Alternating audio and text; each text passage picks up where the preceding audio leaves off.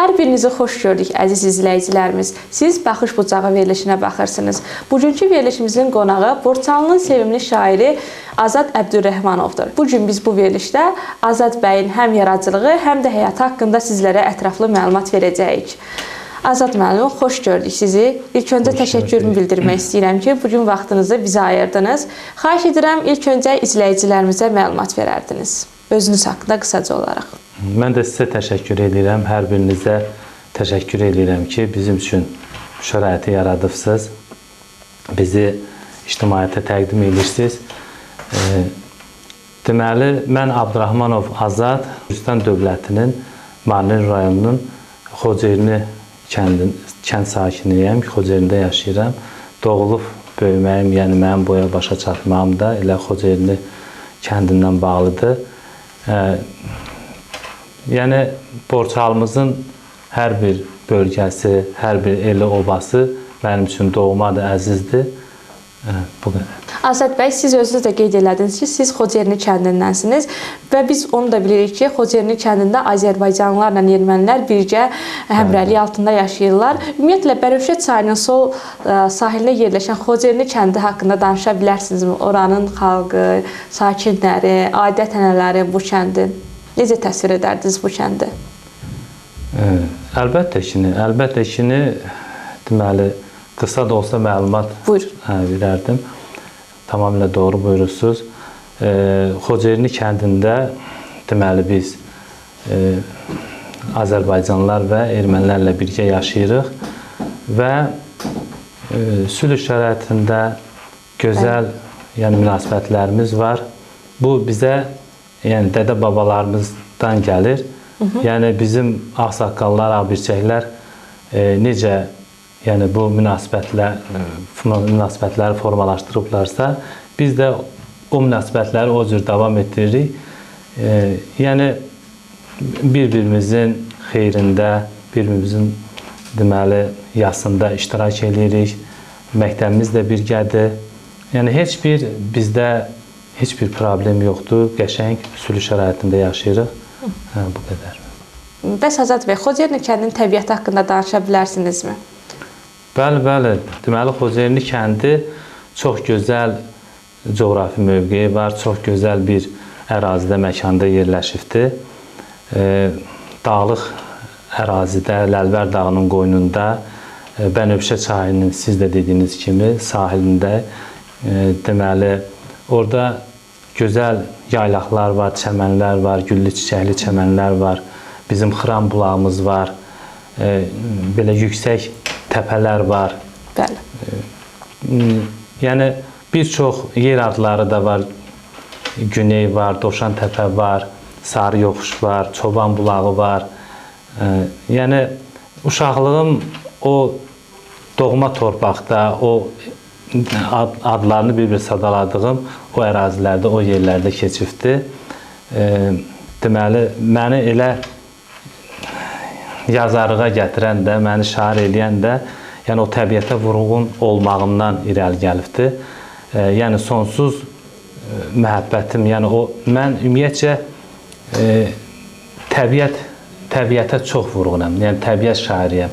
Əsərlərinizdə də müşahidə olunur. Bəli, belə bir şeir də yazmışam mən təbiətlə bağlı və eyni zamanda bunlar bir-birinə vəhdət təşkil edir. Təbiətdir, musiqidir. Bunların harmoniyasını təşkil edən, vəhdətini təşkil edən belə bir şeir yazmışam. Deməli, məni Fərhad, məni Məcnun, məni Fərhad edibdir. Bir təbiət, bir musiqi, bir şeir. Mənə sonsuz gözəlliklər veribdir. Bir təbiət, bir musiqi, bir şeir. Hər üçü də ruhuma qol qanatdır. Hər üçü də zövq aldığım həyatdır. Məni sazlı, məni sözlü yaşatdı. Bir təbiət, bir musiqi, bir şeir. Təbdən gəldim, duyğulardan yarandım. Dağ çayı tək, gecə gündüz çağladım. Həm qəlbimdir, həm ruhumdur, həm ağlım. Bir təbiət, bir musiqi, bir şeir. Səhra olmaz bulaq kimi coşanlar, Xəstə olmaz dağı daşı duyanlar. Qocalsam da qamətimi şux saxlar. Bir təbiət, bir musiqi, bir şeir. Sözə nəfəs, sözə candır nəğmələr. Pərdə-pərdə ruhumuza ruh gələr. Bizi haqqın dərgahına döndərər. Bir təbiət, bir musiqi, bir şeir. Azadam sənətdə, yaxşı ki varam. İlahi səslərdən yoruldum ayam. Məni qoymadılar, balaca qalam. Bir təbiət, bir musiqi, bir şeir. Deməli, məni qoymadılar, balaca qalam. O mənadadır ki, yəni o zirvələrdən ilham aldım. O ucalıqdan, Ləlvər dağının, o möhtəşəm Ləlvər dağının o uca zirvələrindən, o qarlı, başı qarlı zirvəsindən ilham aldım. O dağ çayı, Bənövşə çayının daşlara döyünə-döyünə, yəni onun o şırıltısından, onun o qıcıltısından, ümumiyyətcə o əl-alban ətirli güllərin, çiçəklərin gözəlliyindən ilham aldım və belə yəni yazdım, yaratdım. Bugünkü günü yəni bu sahədə belə kövrək addımlar atıram. Yəni dəryədə bir damla da olsa özümü xoşbəxt hiss edirəm ki, nə yaxşı ki də yəni bu sənətdə, bu şeiriyyatda, poeziyada varam. Yəni belə özümü xoşbəxt hiss edirəm. Aydındır. Doğrudan da çox gözəl şeirdir. Duyduğum ən gözəl şeirlərdən biridir. Xüsusilə də ən xoşladığım misra oldu ki, bir təbiət, bir musiqi, bir şeir. Bəs şair sözü sizin şair tərəfdən şeir yazmaq, şeir sizin üçün nə ifadə edir? Və yaradıcılığında əsasən hansı mövzular üstünlük tutur sizin yaradıcılığınızda? Şeir, xanım, deməli, mənim həyatımda, mənim poeziya aləmində, mənim mənəvi dünyamda çox böyük rəmzi mənası var. Çox, yəni böyük onun yeri var. Bir çox şeyləri deməli əvəz edir. Yəni şeir mənim demək olar ki, həyatımın hər bir sahəsində, yəni mənim uşaqlıqdan bu yaşıma kimi mənim hər addımımda, deməli gecə, səhər, yəni mənim o düşüncələrimdə, o duyğularımda mənim o ilham mənbəyimdir. Şeir mənim üçün deməli vətən deməkdir, millət deməkdir, el-oba deməkdir, milli adət-ənənələrimiz deməkdir. Bizim doğma torpaqlarımızı duymaq deməkdir. Hər qarış torpağı, daşı, yəni o sevgini mənə şeir aşlayıbdır. Yəni o məhəbbəti, o sevgini, yəni təbiətə vurğun olmasan, sən təbiətin o gözəl nemətlərinə, o güllü çiçəkli yaylaqlarına, yamaçlarına, onun o coşqulu çaylarına, o dumduru göz bulağı kimi çeşmələrinə, başı qarlı dağlarına vurğun olmasan, sən elə obaya da o qədər bağlı ola bilməzsən. Yəni şair üçün, sənətkar üçün deyirəm. Yəni şairlər bu dediyim amillərin vurğunu olduğuna görə oradan qaynaqlanır. Yəni oradan irəli gəlir. Əsl, yəni şairin ilham mənbəyi təbiət olur və təbiətdən də el məhəbbəti yaranır, vətən məhəbbəti yaranır. Yəni vətəni sevə bilməsən, vətənin o coğrafi gözəlliklərini duya bilməsən, o məsələ səndə xalqına, millətinə, qohum əqrabana, dostuna, qardaşına, doğmalarına, əzizlərinə sevgi, məhəbbət yarana bilməz. Yəni bunlar bir harmoniya, bir təşkil edir, vəhdət təşkil edir. Məni də bax dediyim kimi bu mənəvi körpünü təbiətlə mənim o mənəvi varlığımda, mənəvi aləmimdə o mənəvi körpünü təbiət yaradıbdır. Oradan irəli gəlibdir və daha sonra da gözəllik vurğunu olmuşam, gözəllərə şeir yazmışam. Daha sonra da deməli elimizin adət-ənənələrinə şeir yazmışam. Təbiətə şeir yazmışam, ictimai mövzuda şeirlər yazmışam. Məni narahat edən deməli bir çox ictimai siyasi məsələlər olubdur. O mövzuda da şeirlər yazmışam. Bunların dediyim kimi hamısının mənbəyində vətənim dayanıbdır. Yəni vətənimin o gözəl təbiəti dayanıbdır. Yəni sənin duyğuların o qədər duru olmalıdır ki, hisslərin o qədər dərin olmalıdır ki, ali və uca olmalıdır ki, səndə o məhəbbət yaransın. Yəni xalqının yəni tək xoş günlərində yox, onların dərdinə, onların izdirabına, onların qəminə, qüssəsinə də şərik olmalısan. Yəni şairin qəlbində bu nisgil də olmalıdır, bu sızıltı da olmalıdır. Şair bir tək özünü yaşamır. Şair bir tək özünü yaşamır. Yəni bütövlükdə cəmiyyətin içində özünü, yəni bir şəxsiyyət kimi, bir insan kimi hiss eləyir, mövcudluğunu başa düşür, anlayır. Azad bəy, siz çıxışınızda qeyd elədiniz ki, ictimai-siyasi mövzulara da toxunursunuz və bu mövzularda şeirlər də yazırsınız. Həqiqətən mənim üçün bir gənc olaraq maraqlı oldu. Çünki əsasən şairlər, təbiət, gözəllik bu mövzulara daha çox toxunurlar. Və istəyərdim ki, həmin mövzularda, xüsusilə ictimai mövzularda yazdığınız şeirlərdən birini səsləndirərdiniz. Olar. Qeyd elədiyim kimi, bunlar bir-birindən ayrılmaz lirik şeirlərdir. Yəni, hamısı bir-birinin tərkib hissəsidir, bir parçasıdır.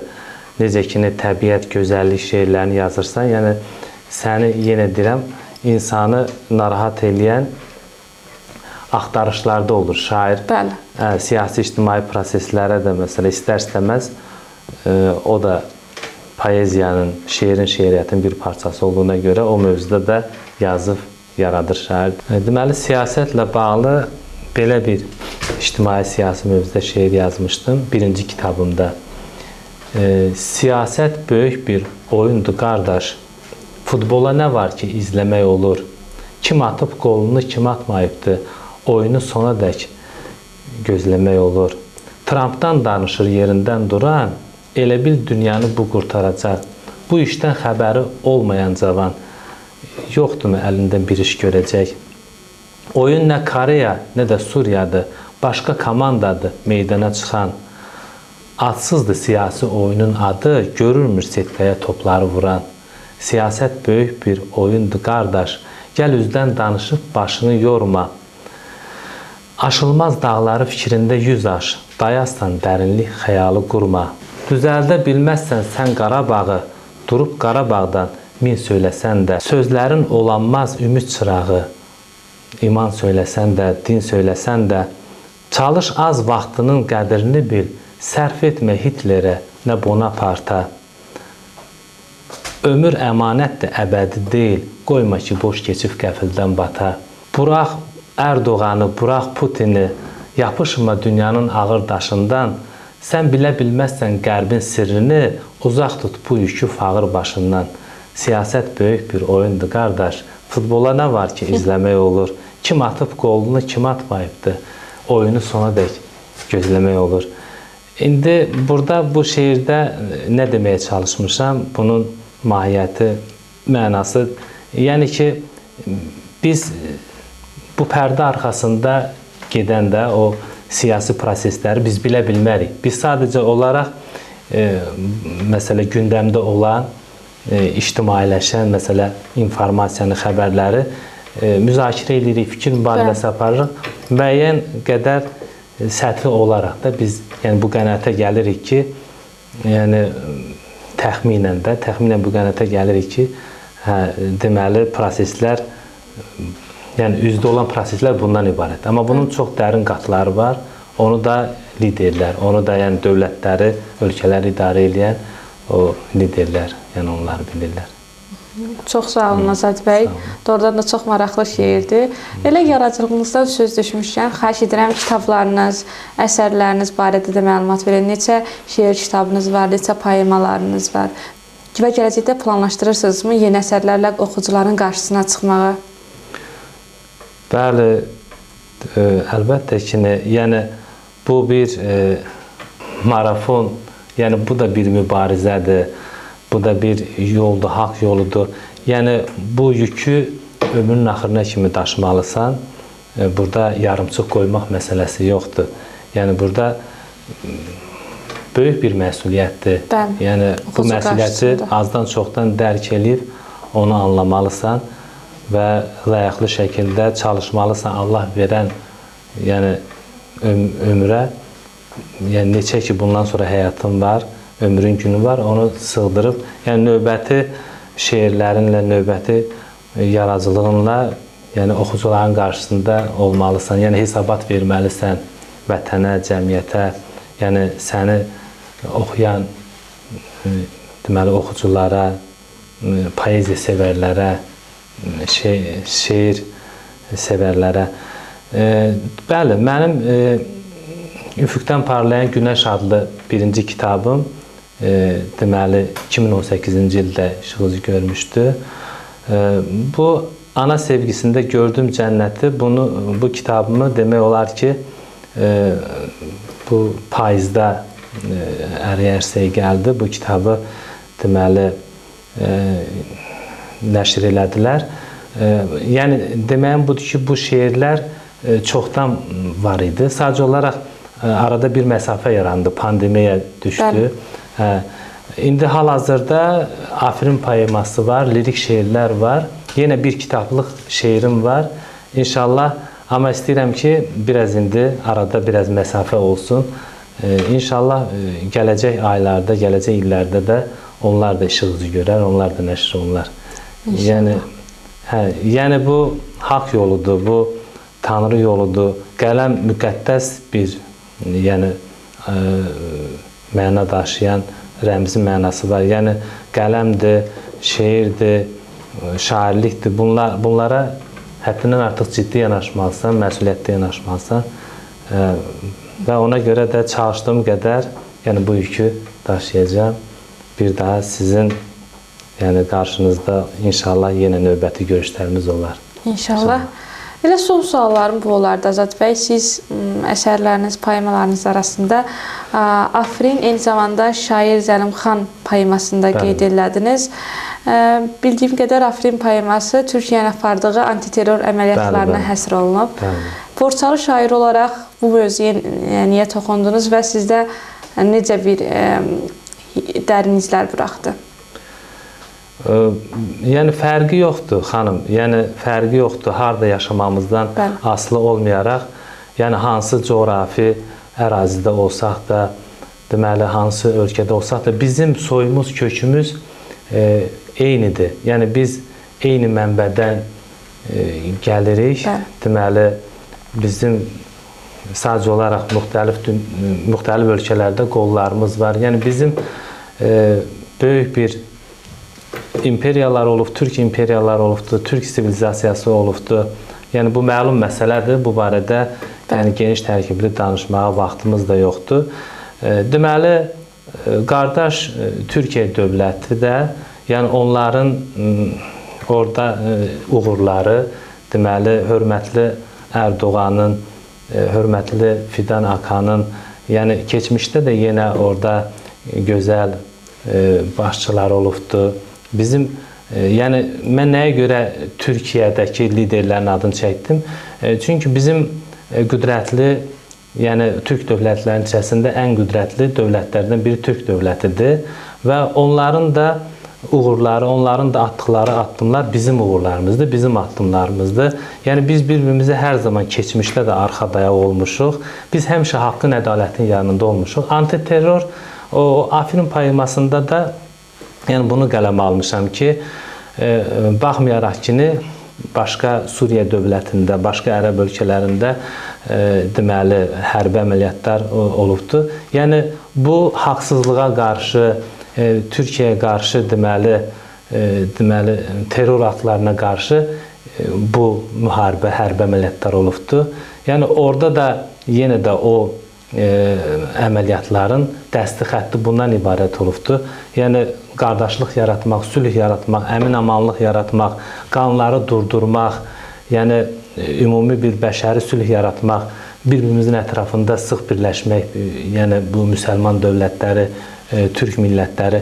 Yəni keçmişdə də belə olubdur. Deməli Səlcuqlarda da, Osmanlılarda da, hansı ərazilərdə, hansı torpaqlarda olsalar da, yəni həmişə oradakı soydaşlarımıza, oradakı müsəlmanlara, türklərə sahib çıxıblar, onların haqsızlığa düçar olmasına qarşı çıxıblar sadəcə olaraq bu xarakteri daşıyıbdır. Yəni başqa yad elli işğalçılardan, düşmənlərdən məsələ onları azad eləmək, onların tapdağı altında olmaqdansa özləri həmişə himayə ediblər. Həmişə öz qanatları altında. Bizim babalarımız da belə olubdur. Həmən o dəsti xətti, həmən o missiyanı deməli şərəflə, ləyaqətlə hal-hazırdakı 21-ci əsrdə müasir dövrümüzdə də bizim o qüdrətli Türk dövlətimiz yəni layiqli şəkildə, ləyaqətli şəkildə o missiyanı davam etdirir. Yəni bundan irəli gəlibdir Afrin poeması. Özünüz də qeyd elədiniz ki, şair Zəlimxana poema həsr edibsiniz. Nədən irəli gəldi, nəyə görə qərara gəldiniz ki, Borçalının sevimli şairi Zəlimxan Yaqub üçün belə bir poema yazasınız? Birinci növbədə deməli həm mənəvi borc bildim, elə bir qüdrətli şairimizə, elə bir böyük bizim yəni həqiqətən də Türk dünyamızın sayılıb seçilən böyük şairinə elə həm ehtiram əlaməti olaraq, həm mənəvi borc əlaməti olaraq, həm də ki mən deməli orta məktəbdə oxuyarkən yaradıcılığa başlamışdım. Yəni belə yazırdım, misralarım, bəndlərim. Yəni yavaş-yavaş belə kövrək addımlar atırdım.